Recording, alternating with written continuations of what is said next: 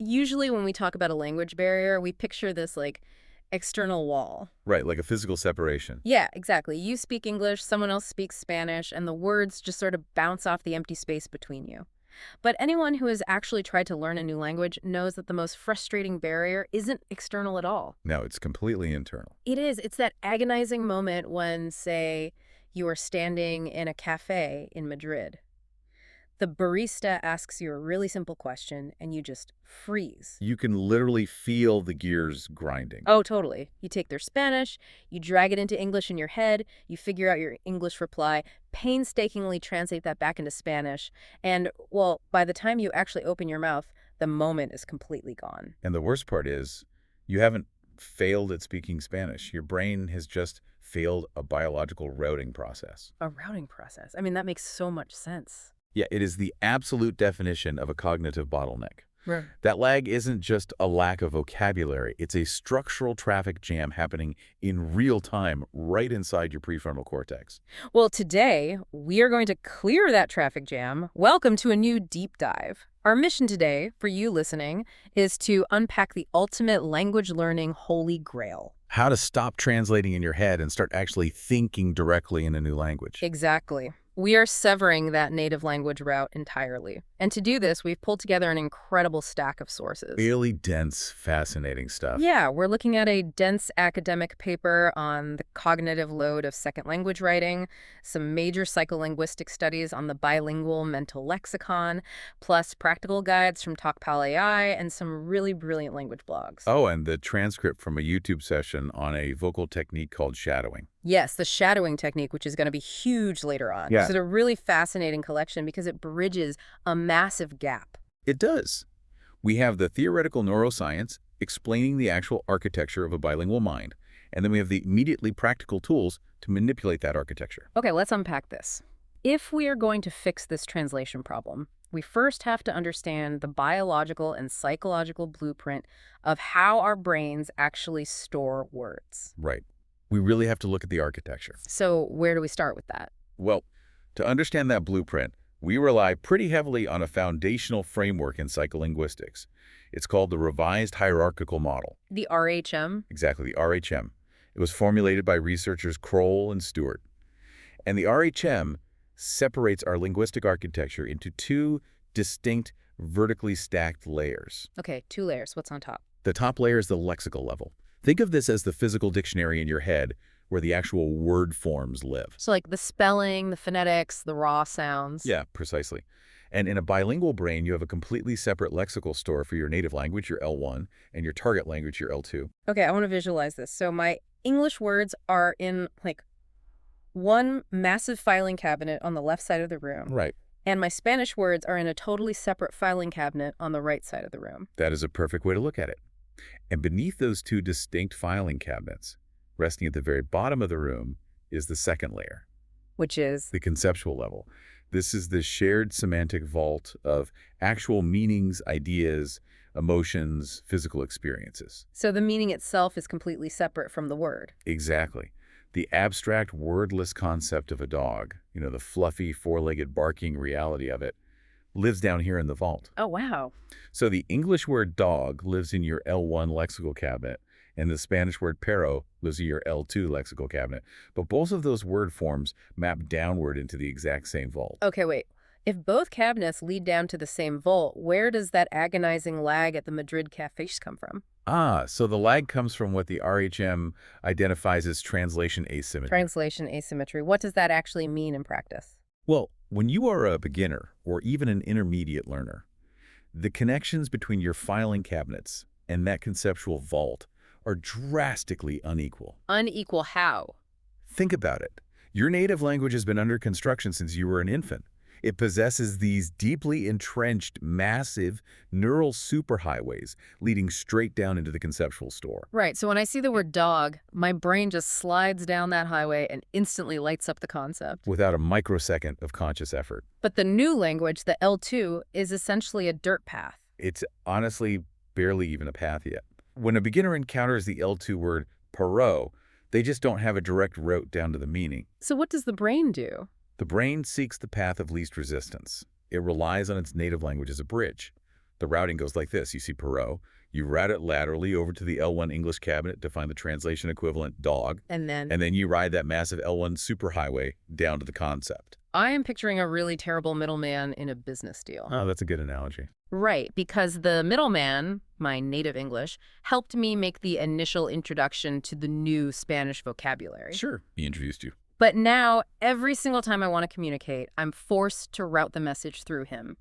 He adds a massive fee, which is time, and he distorts the message. He absolutely does. I just want to deal directly with the supplier in the vault, but I'm stuck with this intermediary who won't leave me alone. That intermediary is the core of the translation trap. Now, I will say, the sources do acknowledge some nuance here. Like, translation isn't always terrible. Exactly. Language coach Luca Lampariello notes that using your native language as a bridge is actually incredibly helpful in the very early stages. Okay, that makes sense, because if I don't know what pero is, someone eventually has to just tell me it means dog. Right. And if you're learning languages with structural similarities like Italian and Spanish or English and German, you can often translate word for word to grasp complex abstract concepts rapidly. Oh, I see. Think about it. If I try to explain the German word Gelegenheit to you using only hand gestures and pictures, we might be here for hours. Yeah, I'd have no clue what you were doing. But if I tell you translates to opportunity, you grasp the abstract concept instantly. So the middleman is useful for introductions. Yes, but the trap snaps shut when learners rely on that introduction for too long, because the native language is never fully deactivated. It's always running in the background. Always. If you constantly route through the English cabinet, your brain never receives the biological signal that it needs to pave a direct dirt path from the Spanish cabinet to the vault. Because the brain is ruthlessly efficient. Exactly. Why build a new road when the old road works, even if it's way slower? And we actually have hard empirical evidence of this middleman ruining things. You do. The psycholinguistic studies mentioned in the stack are wild. Let's look at that classic categorization study by Kroll and Stewart. They didn't just theorize this traffic jam, they measured it. Right. They took fluent Dutch-English bilinguals and put them in a lab for translation tasks. And what did they have them do? The researchers manipulated the lists of words to be either semantically categorized, meaning a list entirely of fruits, or entirely of furniture, or entirely of clothing. Okay, or what was the other option? Or semantically randomized, where you might see apple, then chair, then cloud. Now, on the surface, you'd think a categorized list of fruits would be easier to translate. Because your brain is already in the fruit zone, right? Exactly. I'm primed for fruits. That is the logical assumption, and it's completely wrong. Wait, really? Yes. They discovered that backward translation going from the target L2 back into the native L1 was incredibly fast and seemed totally immune to the categories. Okay. But forward translation going from the native L1 into the target L2 suffered massive delays and interference when the lists were categorized. Let me see if I get this. It's because translating from your native language forces you to actually go down into the conceptual vault. So if the list is all fruits, your brain lights up the entire fruit neighborhood in the vault. You have apples, bananas, and oranges all glowing simultaneously, which creates semantic interference. A massive traffic jam. You can't find the specific fruit you need because the whole category is blaring at you. That's crazy. And that backward translation going from the L2 to the L1 bypassed the vault completely for early learners. Completely. They weren't experiencing traffic jams because they weren't even thinking about what the words meant. They were just playing a superficial matching game between the two filing cabinets, purely word to word. Wow. And another study by Scholl, Sanker-Narayan, and Kroll back this up brilliantly. They really did. They had participants name pictures. Which changes everything, because if I show you a picture of a dog, you can't just play a word matching game. No. A picture forces you to dive into the conceptual vault, to identify what the object physically is before you can name it. So what were the results there? They were striking. Naming a picture beforehand significantly sped up forward translation. Yes. So L1 to L2. Because the concept in the vault was already primed and active. Exactly. But picture naming did absolutely nothing to speed up backward translation. Which proves the asymmetrical mapping. When you read a word in your target language as a beginner, you aren't processing deep meaning at all. You were literally just bouncing it off your native language. Now, I hear that, and my instinct is to say, well, obviously. But as I get better, that goes away. Once I'm an advanced speaker, the middleman gets fired. I wish that were true. But that brings us to one of the most sobering studies in our entire stack. Advanced proficiency does not mean the middleman packs his bags. Oh no. It raises a critical point about how aggressively our brains hold on to native structures. The researchers Gouache and colleagues looked at Catalan-Spanish bilinguals. Across multiple proficiency levels, right? Yes, including highly advanced speakers. Yeah. They gave them a translation recognition task, but they introduced a really fascinating distractor. I love when researchers actively try to trick the brain to see how it breaks. What did they do? They used distractors that shared orthographic or phonological similarities, meaning they looked or sounded like the correct answer, but meant something entirely different. Okay, give me an example. So, the Catalan word for donkey is ruc, R-U-C. The correct Spanish translation is burro. Okay, rook translates to burro. But on the screen, they would present the Catalan word ruc paired with the Spanish distractor barro. Wait, barro with an E? Yes, barro. Barro means watercress in Spanish, like a leafy green vegetable. Exactly. There is zero conceptual overlap between a donkey and watercress. None at all. But presenting the word barrow measurably slowed down the processing time for everyone, including the highly advanced bilinguals. Oh, because it looks so much like burro? Yes. So even when you are fluent, your native lexical cabinet is never fully shut off. It is just humming in the background, constantly scanning the environment. Throwing up potential matches based purely on how words look or sound, competing for your attention. That's wild. You're trying to talk about a donkey, and your native language is standing in the hallway shouting watercress, just because the letters are similar. The middleman never truly leaves the building. He is an intrinsic part of your neural wiring. The goal isn't to erase him, which is practically impossible, but to build pathways that bypass him so efficiently that his shouting doesn't derail your train of thought. Because if we don't build those bypass routes, the consequences are actually severe. Very severe. The middleman doesn't just annoy us or cause a slight delay in a cafe. He actively drains the physical resources of the brain. We have to talk about cognitive exhaustion. Yes, cognitive exhaustion is a huge factor here. We can actually visualize this exhaustion through neural imaging. Like MRI scans. Yes, specifically bold fMRI blood oxygen level dependent imaging. It gives us a literal heat map of the brain at work. Okay. When a region of the brain is working hard, it requires more oxygen and blood rushes to that area. Studies by Guan, Wang, and Chen placed bilinguals in these scanners and had them engage in mental translation. And what did the heat map show? The scans showed a massive, concentrated spike in blood flow to the prefrontal cortex. And the prefrontal cortex isn't just responsible for language, is it? Not at all. It's the brain's executive suite. It handles our focus, our decision-making, our personality expression, and, critically, our working memory. Okay, so it's doing heavy lifting. It is the primary neural substrate for working memory. This brings John Sweller's cognitive load theory to the forefront. Right, cognitive load theory. Let's break that down. Working memory is not a bottomless well. It is a highly finite, fragile resource. You can think of it like the RAM in a computer. Okay, I like that. If you have a computer with limited RAM and you open 30 complex browser tabs simultaneously, what happens? The entire operating system begins to stutter, it overheats, and eventually it just crashes. Exactly. So, let's look at the browser tabs we are forcing open when we try to have a conversation while stuck in the translation trap. It's a lot of tabs. Tab 1, you have to actively listen and decode the acoustic sounds of the target language. Tab 2, you hold that sentence in your working memory. Right. Tab 3, you route it to the middleman and translate it into English. Tab 4, you formulate your response in English. And we aren't even speaking yet. Exactly. Tab 5, you translate that English response back into the target language. Tab 6, you send complex motor commands to your lips, tongue, and vocal cords to physically produce the sounds. It completely saturates the system. By the time you execute that final tab, your prefrontal cortex is effectively maxed out. Which explains so much. It does. It lacks the residual cognitive capacity to manage any higher-order language processes. This is why, when you're translating in your head, you sound kind of robotic. Yes, you don't have the RAM left to pick the right tone, to be polite, to understand sarcasm, to make a joke, or even to ensure logical coherence. The intrinsic cognitive load of the translation mechanism itself just consumes everything. And this beautifully explains the findings from Skehan and Sasaki mentioned in our sources. Oh, the writing study. Yes. They observed L2 learners engaged in academic writing, And they found that grammar and idea generation are locked in a zero-sum competition for the exact same limited cognitive resources. So if you are focused on grammar, your ideas suffer. Precisely.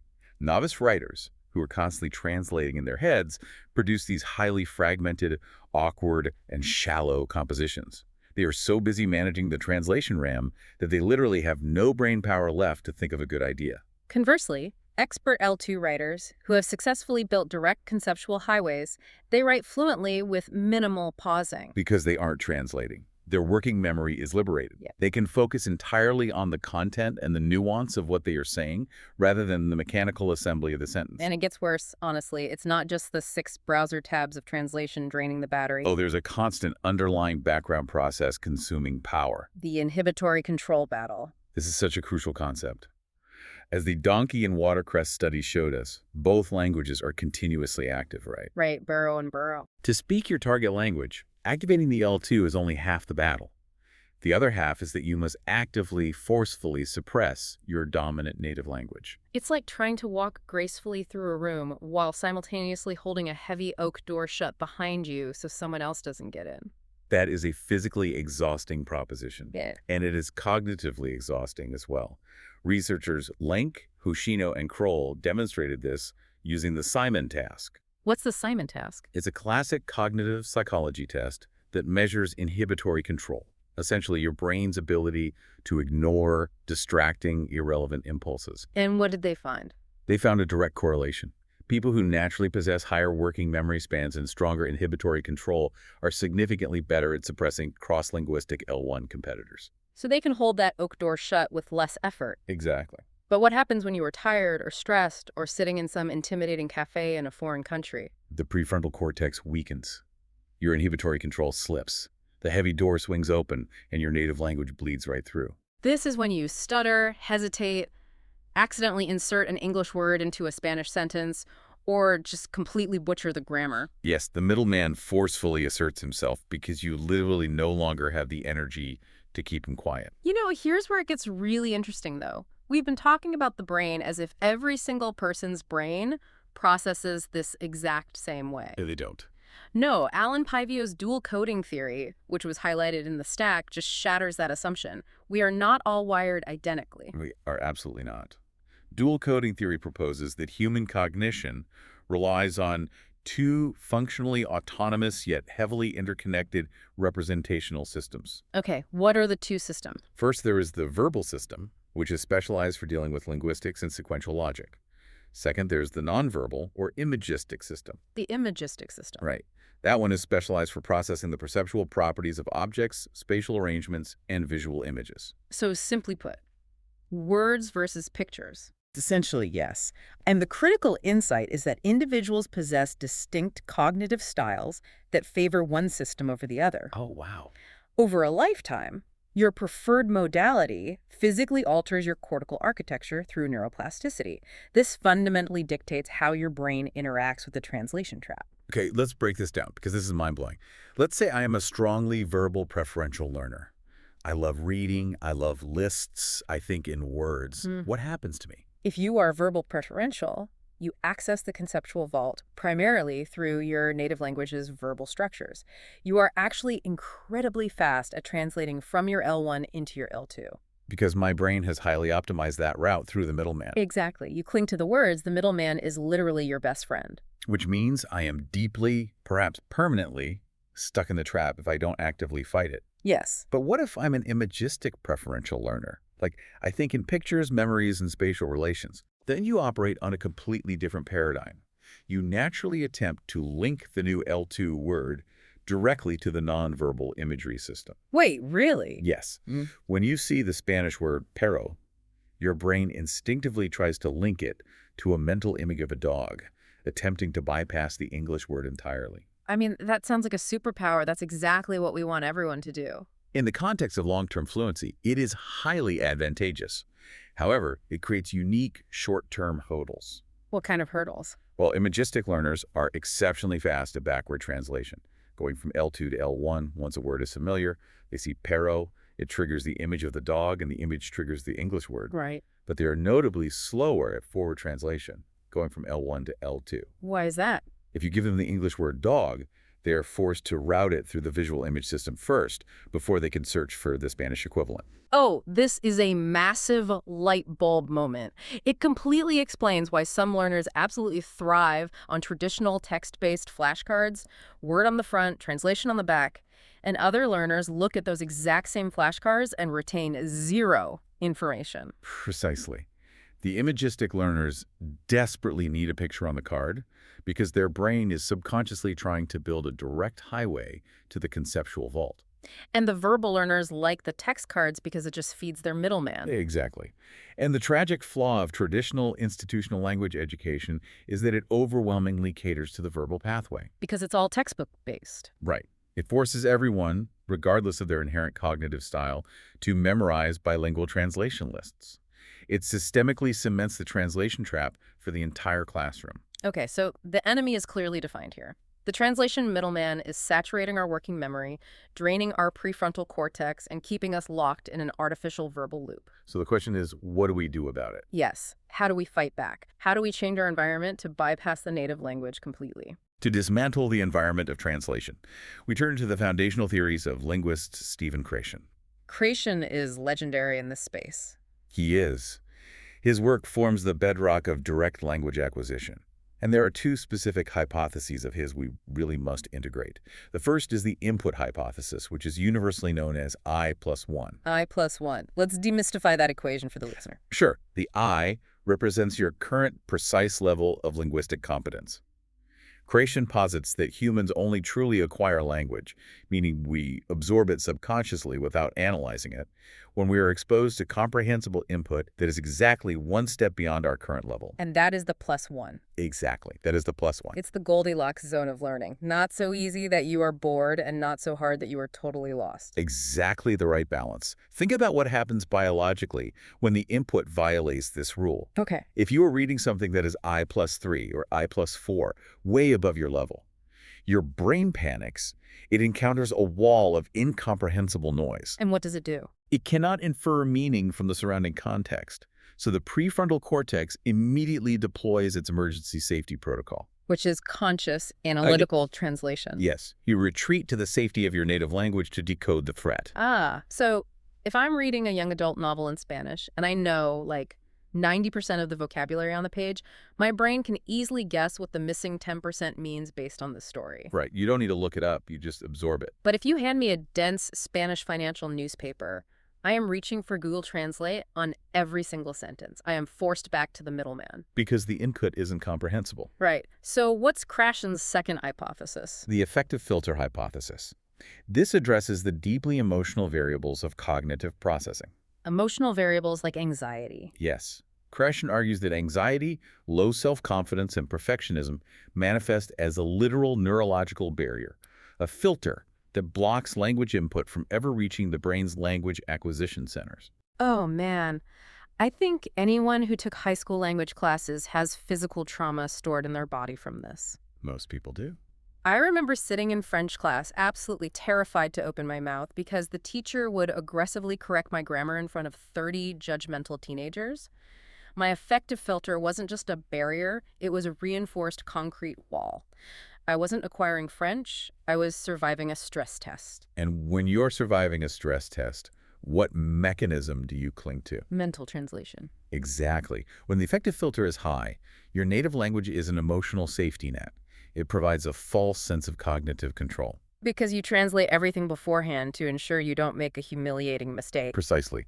Lowering that anxiety through low-stakes, high-context environments is a biological prerequisite if you want to stop translating.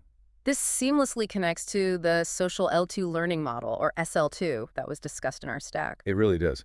The SL2 model argues that real-world language acquisition is deeply embedded in perceptual, visuospatial, and sensorimotor cues. Meaning it's about where you are looking, how your body is positioned, the objects you are touching. Right.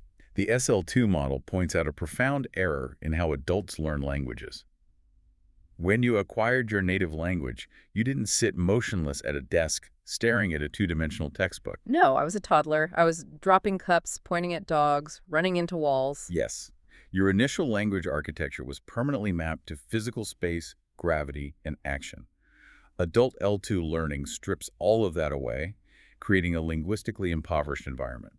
There is a brilliant quote in the sources from linguist Adam Alexic. He says, "Thinking is walking." Thinking is walking. Yeah. Our language, even our most abstract thoughts, is inextricably tied to our physical experience in space. Think about how we talk in English. We say we are on track or a conversation is wandering off topic. We circle back to an idea. Or we backtrack on a statement. We look forward to the future and put the past behind us. It's all spatial. The conceptual vault we discussed earlier is largely structured around spatial navigation and physical movement. Neuroscience actually demonstrates that the physical act of moving through space enhances cognitive flexibility. Which means? The SL2 model argues that if we want to build direct paths to that conceptual vault, we must re-anchor our target language to physical movement and spatial cues. We must bypass the sterile, verbal middleman and attach words to reality. Exactly. Okay, let's translate this high-level theory into ruthless, practical environmental shifts for the listener. How do we apply Krashen's I+1 and the SL2 model to our daily lives right now? The most immediate, non-negotiable shift is the total abandonment of monolingual tools.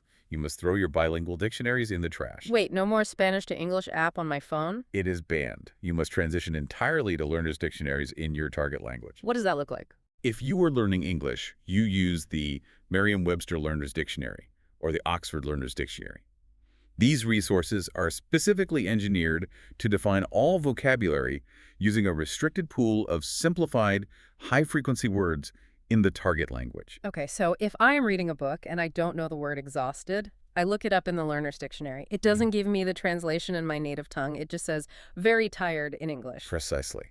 And by forcing your brain to process the definition through other L2 words that you already know, you reinforce the internal L2 neural network. You keep the electrical activity localized entirely within the target language filing cabinet. Yes, completely starving the middleman of any interaction. I absolutely love that constraint. The sources also heavily recommend system-level swaps. Right, the digital environment. Changing the operating language of your phone, your social media accounts, your GPS, and your search engines to the target language. But let me push back on this for a second, because I've actually tried it. Okay, let's hear it.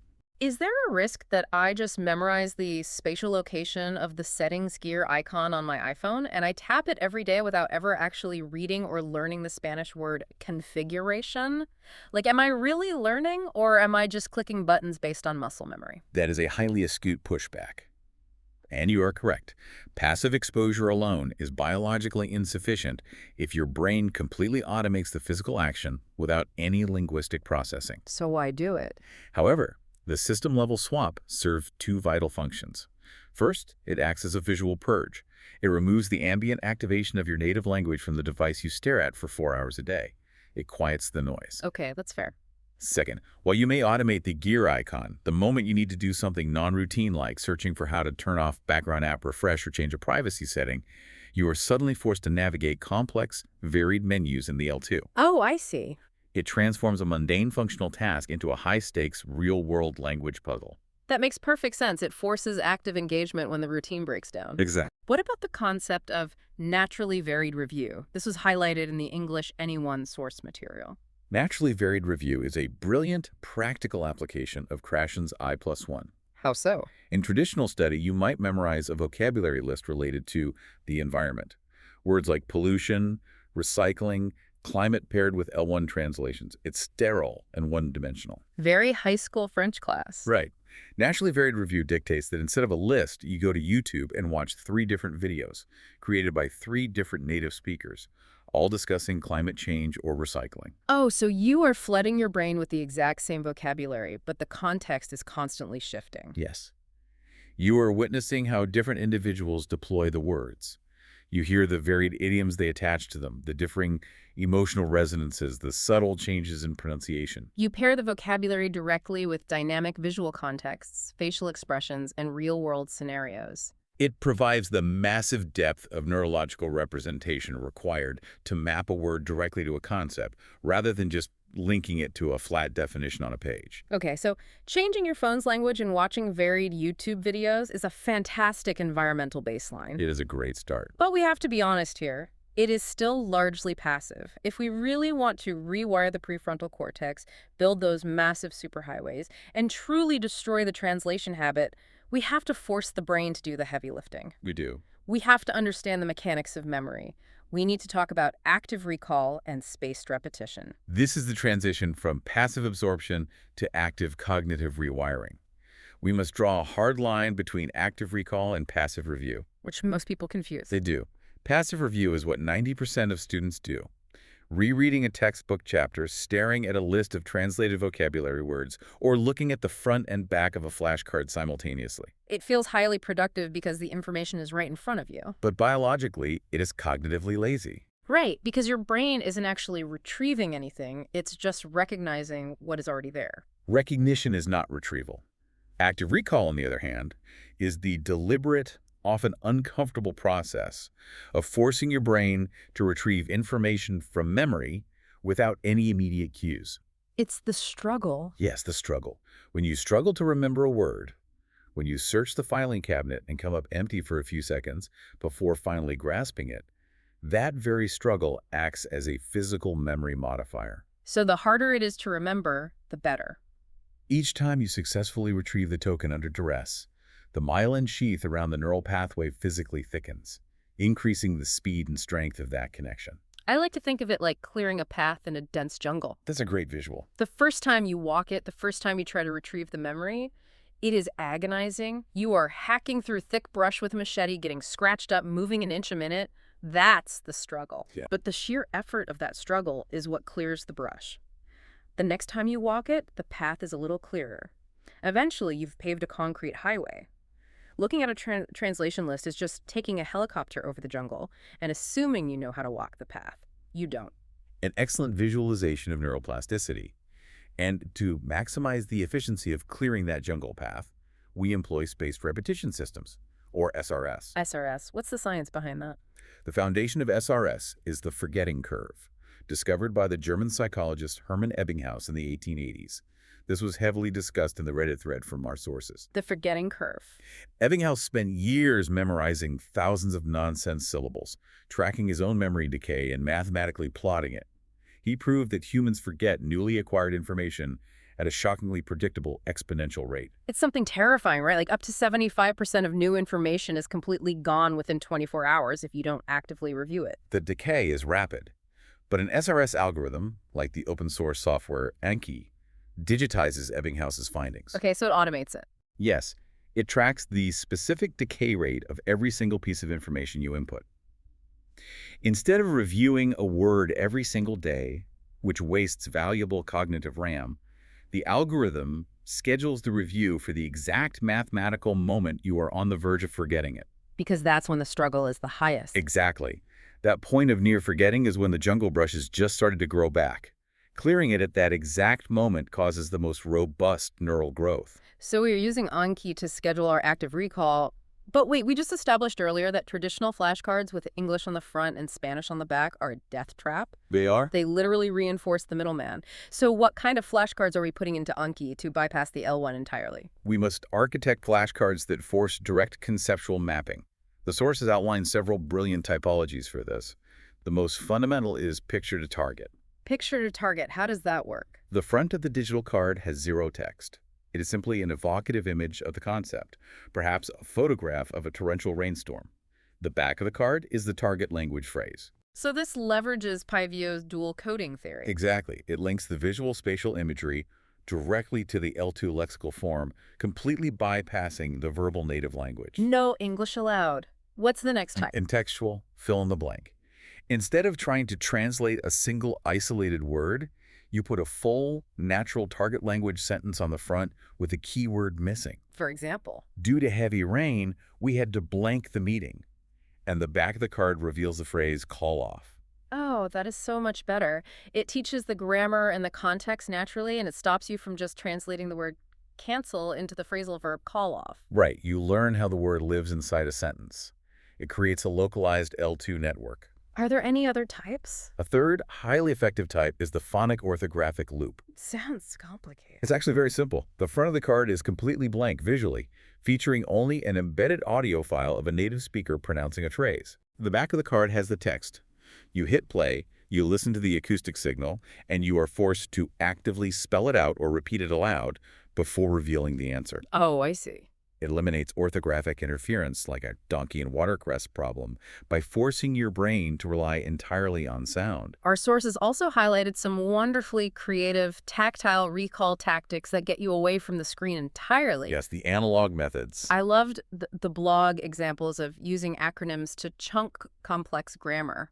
For instance, in Spanish, you have two verbs that mean to be, sir, and a star. It's a total nightmare for English speakers. A classic pain point. But you can use the acronym DOCTOR for sir. Description, occupation, characteristic, time, origin, relation. And place for a star. Position, location, action, condition, emotion. Acronyms are cognitive compression algorithms. They categorize complex, abstract structures so your working memory doesn't have to hold as much raw data during real-time speech production. It reduces the load on the prefrontal cortex. Substantially. And the four-jar game. I thought this was such a fun, analog way to gamify the struggle. You write down concepts, idioms, or grammar rules you struggle with on slips of paper. You have 4 physical jars on your desk. A question jar, an answer jar, a pass jar, and a failed jar. It's very hands-on. Yeah, you pull a slip, attempt the active recall, check the answer jar, and physically sort the paper based on your performance. It introduces a tactile sensory motor element to the recall process, which, as we discussed with the SL2 model, grounds the learning in physical reality. And what about auditory methods? Another excellent auditory method mentioned in the stack is utilizing podcasts designed with built-in pauses, such as the language transfer series. How does that differ from normal listening? The host explains a concept, asks a complex question, and instructs you to physically pause the audio and speak your answer out loud before listening to the correct response. It forces commitment. When you just listen to a regular podcast, it's so easy to hear the answer and think, yeah, I totally knew that, when you really didn't. Oh, the illusion of competence. Right. But when you have to pause and physically vibrate your vocal cords to produce the language, you expose what you actually know. Exactly. It trains the brain's motor networks to formulate L2 sentences directly from internal thought, bridging the gap between passive knowledge and active execution. Okay, so we've tackled the internal filing cabinets, we have optimized our memory algorithms, and we have redesigned our environment. We've built the foundation. But here's the brutal reality. What happens when you step out of your perfectly optimized bedroom, walk into the real world, and actually open your mouth to a native speaker? For most people, all that theory just evaporates. It does. You freeze, you obsess over formulating the perfect grammatical sentence, your effective filter spikes to 100, and you choke. We need a bridge between the flashcards and the fluid, real-time conversation. Enter shadowing. Shadowing. It is arguably the most powerful mechanical technique in language acquisition. Talk to me about the YouTube transcript from Easy English Podcast. How do they define it? In the transcript, they define shadowing elegantly. It is the act of listening to a piece of target language audio and repeating it out loud at the exact same time, mimicking the speaker as closely as humanly possible. You are literally acting as the shadow of their voice. Precisely. You are mirroring the rhythm, the specific stress on syllables, the rising and falling intonation, and the emotional cadence, all in real time. Now, why is this so much more effective than just reading a textbook out loud? What is this doing to the brain? It accomplishes several massive neuro-linguistic goals simultaneously. First, it completely bypasses orthographic confusion. Meaning the spelling. Right. English, as a prime example, is notoriously unphonetic. Words like though, through, rough, and cough look similar but sound completely different. A nightmare for learners. When you read aloud, your brain is constantly fighting the visual spelling. Shadowing forces you to close your eyes, ignore the letters, and focus purely on the raw acoustic data. It's a simultaneous workout for your auditory processing center and your oral motor skills. But I loved the way the transcript framed the deepest benefit. It trains the melody of the speech, not just the notes. That is a vital distinction. Yeah. Native speakers do not communicate in a flat, robotic monotone. No, we go up, we go down, we pause. Exactly. They use pitch, micropauses, stress, and rhythm to convey grammatical boundaries and emotional nuance.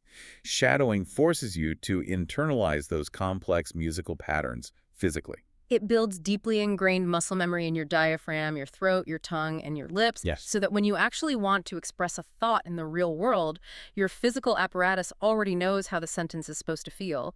You aren't calculating grammar rules. You are just playing a melody you've practiced 100 times. You entirely bypass the analytical grammar translating portion of the prefrontal cortex. The motor cortex just takes over. Let's walk through how to actually do this, synthesizing the steps from the sources. We don't want to just list them. Let's envision doing it. You sit down at your desk.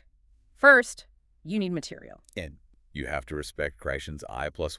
Mm-hmm. Don't try to shadow a blazing fast political debate or Shakespeare if you are a beginner. Right. You find a clear, engaging podcast or a YouTube video, ideally one that provides a transcript so you can verify what you are hearing later. And crucially, you do not speak immediately. You listen to the segment first, completely silently. Why silent first? You allow your auditory cortex to map the terrain, absorbing the overall flow and context of the material. Okay, once you have the map, the magic happens. You start the audio again, and you shadow short, manageable sentences. You don't pause the audio, you speak over it. And you cannot worry about understanding every single vocabulary word perfectly in that moment. Your only job is to become an acoustic mirror. If they say, the quick brown fox jumps over the lazy dog with a heavy emphasis on fox, you match that emphasis exactly. The emphasis on short sections is key here. You loop a 10 to 15 second clip over and over. Repetition is the forge where physical muscle memory is cast. Exactly. Once your vocal tract moves effortlessly through that short phrase, you gradually increase the length, moving from a single sentence to a full paragraph. Now, there is a step recommended in the sources that I want to push back on. Yeah. They suggest that you should record yourself shadowing and then listen back to compare your recording to the original native audio. You're hesitant about that. Doesn't that immediately trigger a massive spike in anxiety? Doesn't hearing your own voice stumbling in a foreign language raise that effective filter we just spent 20 minutes trying to lower? It is a very fair concern.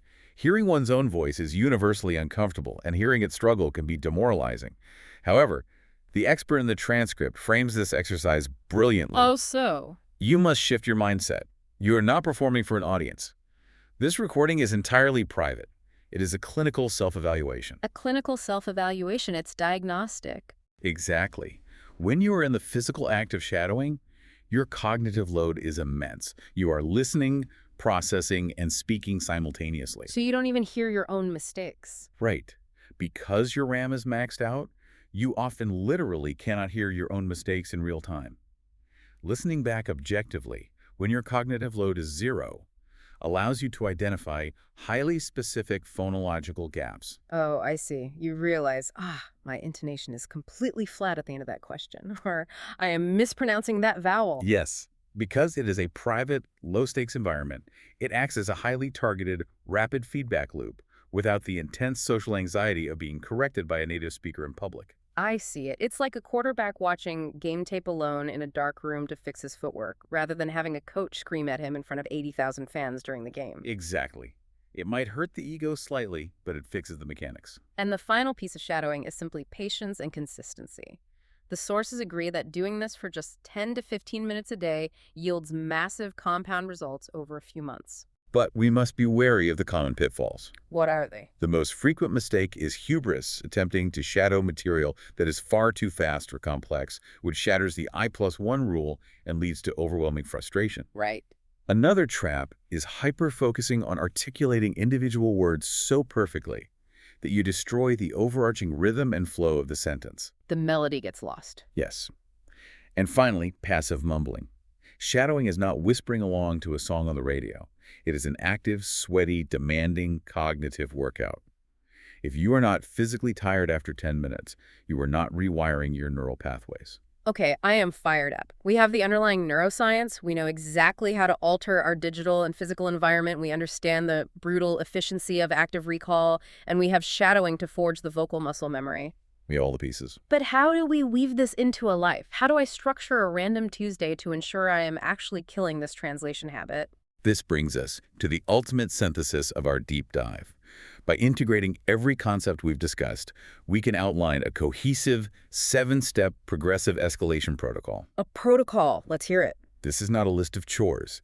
It is a narrative architecture for your day, designed to systematically pull your brain out of your native language and force it to operate directly in the target language. Scaling progressively from simple tasks to highly complex cognition. Yes. Let's walk through a day using this protocol. Imagine you wake up at 7 a.m. Before you even look at your phone, you begin step 1, visual spatial lexical mapping. Which is object naming. As you lie in bed and look around the room, you systematically scan your environment. You look at the ceiling fan, the window, the lamp on your nightstand, and you silently name every single physical object you see directly in your target language. You see the lamp, you think the L2 word. No English translation allowed. None. You are tying the physical real-world referent directly to the target language label, completely bypassing the verbal middleman. What if I don't know the word? If you encounter an object and realize you don't know the word, or you aren't sure how it sounds, the sources recommend looking it up later using a corpus tool like Youglish. Youglish, right. This allows you to hear dozens of native speakers say that specific word in real-world YouTube contexts, ensuring your phonological representation is accurate from the jump. You get out of bed and you move to step 2, micro-propositional formulation. Now, I have to make fun of the academic jargon here. Micro-propositional formulation sounds like we're building a microchip. What are we actually doing? It is unnecessarily dense terminology for a very simple concept, moving from single nouns to short, descriptive sentences. Ah, okay. As you walk to the kitchen, instead of just thinking the word desk, you observe its state and think, the desk is messy. Mm. You look out the window and formulate, the weather is cloudy today. You are practicing basic structural composition and verb conjugation in real time. And remember our environmental rules. If you need a word to complete your thought, you look it up in an L2-only learner's dictionary. Keeping the middleman locked out of the house. Exactly. You start making your coffee, and you move to step 3, sensory motor action narration. This taps directly into that embodied cognition we explored earlier. Yes. As you physically execute chores, pouring the coffee, buttering the toast, forming a shirt, you mentally or verbally narrate your exact movements. I am pouring the hot water. I am folding the collar. How does that help? This physically links the grammatical syntax of the new language to the sensorimotor feedback of your body moving through space. It teaches your deep brain structures that this new language is not an abstract academic subject to be studied, but an active functional tool for manipulating immediate reality. You jump in the shower. This is the perfect place for step 4, silent self-talk. The shower, or the commute, is ideal for a dedicated 2 to 5 minute block of internal monologue. You plan your day, you reflect on an argument you had yesterday, or you organize your task list entirely in the target language. And because it is silent and private, the effective filter is 0. Exactly. There's no time pressure. You can search your internal filing cabinet for words at your own pace without the paralyzing anxiety of a live conversation. It solidifies that internal L2 voice. Then you get in the car to drive to work. Step 5, phonological shadowing. You spend 10 minutes of the commute playing native audio and shadowing it loudly in the car. You work out the vocal tract. The sources even suggest utilizing AI tools like 11 Labs to generate specific texts in targeted regional accents if you are trying to master a specific dialect. This automates your oral production so that when you arrive at work, your mouth is already primed to speak. Yes. Now, at some point in the day, you have free time, or you need to solve a problem. Step 6 is one of my absolute favorites because it is so incredibly sneaky. Instrumental cognitive task execution. It's a profound psychological trick. What is it? You select a completely new skill you want to learn. Perhaps it is a new cooking technique, learning the basics of Python coding, or figuring out how to rechain a bicycle. And you commit to doing all of the research, watching all the YouTube tutorials, and reading all the instruction manuals exclusively in your target language. I love this because it completely distracts the prefrontal cortex. You are so hyper-focused on trying not to burn the souffle or trying to make the code compile that your brain stops obsessing over the grammar of the tutorial you are reading. You shift from decoding language to functional problem solving. The language ceases to be the object of study and transforms into a transparent tool you are using to solve a real-world problem. Your effective filter drops, your analytical brain is distracted by the souffle, and subconscious language acquisition just takes over. It is the closest an adult can get to the immersive learning of a child. And finally, the day concludes with step 7, metacognitive sleep cycle consolidation and habit logging. You are back in bed. Right before you fall asleep, you take 2 uninterrupted minutes to mentally recap the day's events in your target language. What went well? What was challenging? Neuroscience shows us that sleep is the critical period when short-term memory consolidation into long-term storage occurs. Priming your brain with the L2 immediately before sleep heavily promotes deeper neural pathway formation and can even encourage dreaming in the new language. Oh, wow. You pair this mental recap with a quick L2-only written habit log in a notebook to track your exercises, building accountability, and reinforcing orthographic skills. So what does this all mean? When we look at this protocol, it scales seamlessly across a life. From the moment you open your eyes and name the ceiling fan to making your coffee, driving your car, solving a problem, and putting your head back on the pillow, you have structured, low-friction, highly biological ways to force your brain to operate in the target language. It is not a steady schedule. It is a comprehensive architectural renovation of your mind. That is exactly what it is.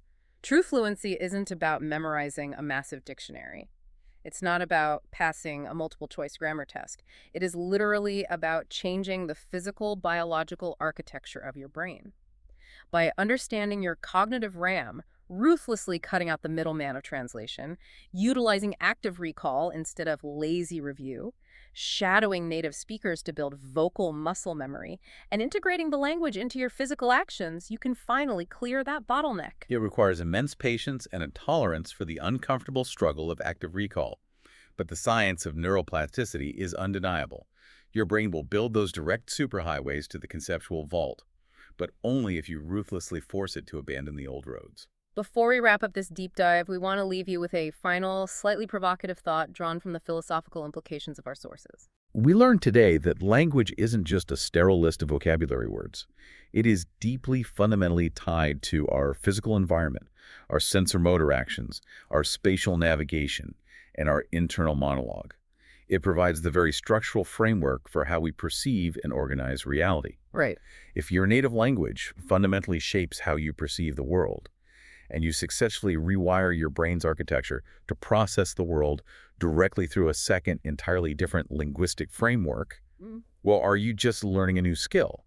Or are you actually developing a second, biologically distinct version of yourself? That is something to think about the next time you are standing in that cafe in Madrid. Look around the room you are in right now. Pick one object, name it in your target language without translating it. Fire the middleman, start the renovation. Thanks for diving deep with us, and we'll see you next time.